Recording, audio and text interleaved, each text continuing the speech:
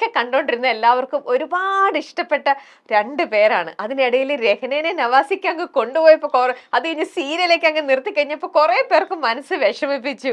എല്ലാവർക്കും ഒരുപാട് ഇഷ്ടപ്പെട്ട നല്ല സുന്ദരി കൊടുക്കാനേം കൊണ്ട് അങ്ങ് പോയി. പിന്നെ സീരിയലും ഇല്ല, അഭിനയത്തിലേക്ക് ഒന്നും ഇല്ലാണ്ടെന്ന് കുറെ പേർ അന്ന് വിഷമിച്ച ഒരു കാര്യമാണ്. എന്തൊക്കെയാണ് നിങ്ങളുടെ പുതിയ വിശേഷങ്ങൾ? ഈ ഒരു തിരിച്ചറിവ് ഇന്നിപ്പോ ഇക്കയും രഹ്ന ഇവിടെ ഇരിക്കുമ്പോ കുറെ നല്ല വിശേഷങ്ങളൊക്കെ ആയിട്ടാണ്. സുന്ദരനും സുന്ദരി എന്ന് പറഞ്ഞപ്പോ ഇറങ്ങി ഓടിയാലോ എന്ന് വിചാരിച്ചു.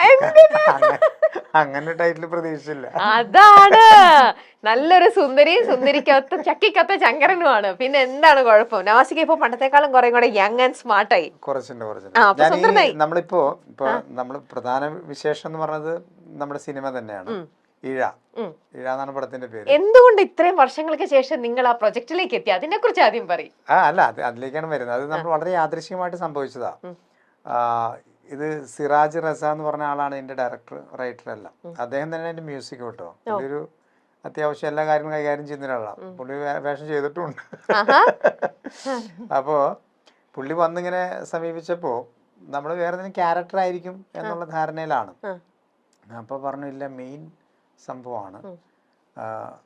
അപ്പൊ എനിക്ക് തോന്നുന്നത് ഒരുപാട് ആദ്യം ലിസ്റ്റ് ഇടുമ്പോ പലവരെയും നമ്മളിങ്ങനെ പോവല്ലോ, മെയിലിലേക്ക് പോയി പിന്നെ അവിടെ നിന്നാണല്ലോ ഇങ്ങോട്ട് വരിക. അപ്പൊ ഇവര് പറഞ്ഞ് ഞങ്ങൾ അങ്ങനെ ഒരുപാട് അലഞ്ഞൊന്നുമില്ല. പിന്നെ വെച്ചാൽ ബിസിനസ് ഒരു ആവശ്യമായതുകൊണ്ട് 1-2 പ്രാവശ്യമൊക്കെ നമ്മളിങ്ങനെ ഒരു അന്വേഷണം നടത്തി. പക്ഷെ പിന്നീട് വിചാരിച്ചതെന്ന് വെച്ചാൽ ഈ ക്യാരക്ടർ ഇങ്ങനെ വന്നാൽ നമുക്കൊരു ബഡ്ജറ്റ് കുറച്ച് കൊണ്ടുപോകാൻ പറ്റും. കാരണം വെച്ചാൽ ഇതൊരു സീരിയസ് സബ്ജക്റ്റാണ്.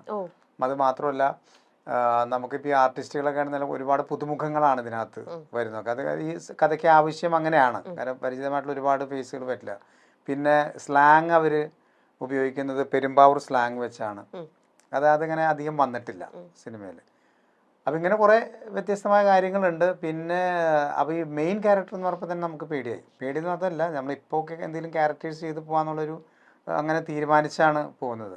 അപ്പോൾ ഇത് വായിച്ച് നോക്കിയിട്ട് ഓക്കെ ആണെങ്കിൽ ഒന്ന് പറഞ്ഞാൽ മതി. ബാക്കി എന്തെങ്കിലും കറക്ഷനോ കാര്യങ്ങളൊക്കെ ഉണ്ടെങ്കിൽ നമുക്കത് പിന്നീട് ഇതാക്കാം. പക്ഷേ ഈ കണ്ടന്റ് ഇഷ്ടപ്പെടുമെന്ന് നോക്കുന്നു പറഞ്ഞു. അപ്പോൾ അതിൻ്റെ കൂടെ തന്നെ ഒരു കാര്യം കൂടി പറഞ്ഞു. ഞങ്ങൾക്ക് വേറൊരു ആഗ്രഹം എന്ന് പറഞ്ഞാൽ, ഇപ്പോൾ രഹ്ന വർക്ക് ചെയ്തിട്ട് കുറേ നാളായല്ലോ, കുറച്ച് വർഷമായിട്ട് അങ്ങനെ ചെയ്യാതിരിക്കുന്നതല്ലേ. അപ്പോൾ നിങ്ങളൊരു ജോഡിയായിട്ട് വരികയാണെങ്കിൽ അതിൻ്റെ ഫ്രഷ്നെസ് ഉണ്ടാവും. അങ്ങനെ കൂടി ഞങ്ങളുടെ മനസ്സിലുണ്ട്. അപ്പോൾ ഒന്ന് സംസാരിച്ച് നോക്കൂ എന്നുള്ള സംഭവം പറഞ്ഞു. അപ്പം ഞാനിതൊന്ന് ഇതിൻ്റെ കാര്യങ്ങളൊക്കെ ഒന്ന് പറഞ്ഞു. ഇവർ ഈ ഒരു കണ്ടന്റ് പറഞ്ഞു കഴിഞ്ഞപ്പോൾ തന്നെ നമുക്ക് ഭയങ്കരമായിട്ട് ഇന്ന് ചർച്ച ചെയ്യപ്പെടേണ്ട ഒരു വിഷയമാണ് എന്ന് തോന്നി. ഓക്കെ, അപ്പൊ എന്തായാലും ഇഴ സിനിമയുടെ ചിത്രത്തിന്റെ പേര്, ഇഴ എന്നുള്ള പേര് വരാനും അതിൻ്റെ ഉള്ള അർത്ഥവും അതും കൂടി ഒന്ന് പറയൂ. ഇഴ എന്ന് അതിന്റെ ടൈറ്റിൽ അവർ ഡിസൈൻ ചെയ്തിരിക്കുന്നത് അങ്ങനെ തന്നെയാണ്. ഇഴ ഇത് ആയി കിടക്കുന്ന, ഇപ്പൊ നമ്മളിപ്പോ മുടി നമ്മള് മെടഞ്ഞിടുന്ന ഒരു ഫീൽ ഉണ്ടല്ലോ, ആ രീതി തന്നെയാണ് അവർ ആ ടൈറ്റിൽ ചെയ്തു വെച്ചത്. അപ്പൊ നമ്മുടെ ലൈഫിൽ ഇപ്പോൾ ഭാര്യ ഭർത്തൃ ബന്ധമാണെങ്കിലും കുടുംബാംഗങ്ങൾ എല്ലാവരും ആ ഒരു കൂട്ടുകുടുംബത്തിലൊക്കെ ഇഴഞ്ഞു കിടക്കുന്ന കുറെ കാര്യങ്ങളുണ്ട്. അതിപ്പോ സന്തോഷവും സങ്കടവും എല്ലാം ആ ഒരു ഉദ്ദേശിക്കുന്ന മീനിങ് അതാണ്. അതാണ് സിനിമയുടെ ടൈറ്റില്.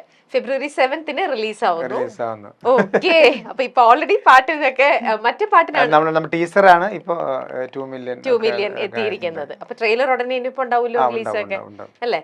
ഓക്കെ, ശരി. അപ്പൊ നമ്മൾ അങ്ങനെ സിനിമയുടെ വിശേഷങ്ങൾ കാര്യങ്ങളെല്ലാം പറഞ്ഞു. ഇനി നമുക്ക് ഇക്കയുടെ അടുത്തും ഡൈനയുടെ അടുത്തും നമുക്ക് ഒരു സെഗ്മെന്റിലേക്ക് പോവാം. സുന്ദരി നീയും സുന്ദരി ഞാനും എന്റെ ഒരു സെഗ്മെന്റ്. യെസ്, അങ്ങനെയൊക്കെ ഉണ്ട്. നോക്കട്ടെ. ഓക്കെ, അപ്പൊ നമ്മൾക്ക് സെഗ്മെന്റിലേക്ക് പോവാം. സെഗ്മെന്റിൽ 2 പേരും ഐശ്വര്യപൂർണ്ണമായിട്ട് ഇതൊക്കെ അങ്ങ് വാങ്ങിച്ചോളൂ. പെന്നും ബോർഡും കാര്യങ്ങൾ ഇറേസറും ഒക്കെയാണ്. നിങ്ങളുടെ മനപ്പൊരുത്തം അല്ലെങ്കിൽ പരസ്പരം എത്രത്തോളം അറിയാം, ഇതൊക്കെയാണ് ഇന്നിപ്പോ നോക്കാൻ പോണേ. ഒരുമിച്ച് ജീവിക്കാൻ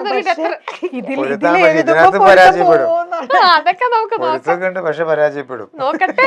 നമുക്ക് പരാജയപ്പെടുവോ എങ്ങനെ വേണേലും അത് പിടിച്ചോളൂ. എങ്ങനെയാണേലും എത്ര വർഷമായി കല്യാണം കഴിഞ്ഞിട്ടിപ്പോ?